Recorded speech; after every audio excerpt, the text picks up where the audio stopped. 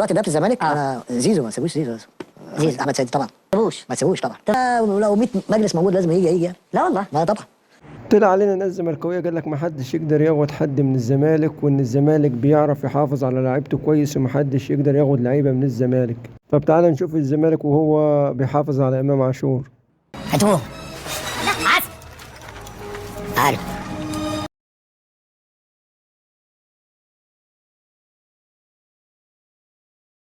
حلو اللاعب ده، هو عايدك كده وريني، هو يلزمني. حلو مش بطال، اشتغل معانا في كاس العالم وافريقيا. انت طب فتوح كنت تقدر تجيب فتوح في وقت من الاوقات كانت وانا برضو عاوز ايه؟ يا عم انتوا خايفين كده ليه؟ ده مش في الاداره والله. الاصعب ان انت تجيب لعيب من الاسماعيلي ولا من الزمالك؟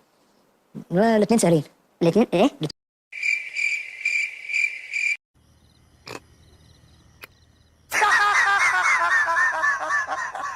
ارجع لي مدير فني عايز ده هجيبه، لو هو تحت الارض هجيبه خلاص. اعمل له كوبري، اعمل له معديه، بس هجيبه خلاص يعني. يا عم بلاش سيره الكوبري دي بتحرق دمهم. انت عارف لما يعرفوا ان الاهلي عايز ياخد من عندهم لعيبه تاني بعد امام عاشور وكهربا هيقولوا ايه؟ ابعد عنا، بص رجلك، ابعد عنا عايز تاني امال على رجل دين امك خلاص ده. دلوقتي كان في لعيب جامد جدا ملوش حل في نادي الزمالك اسمه ايمانويل، كان لعيب نيجيري، لعيب جامد جدا لعيب ده في نادي الزمالك. نادي الزمالك كان مكسر الدنيا كمان، ما كانش ليه حل بقى. ده نعمل ايه؟ جبنا له حد من بره خده وداه المانيا. ايه؟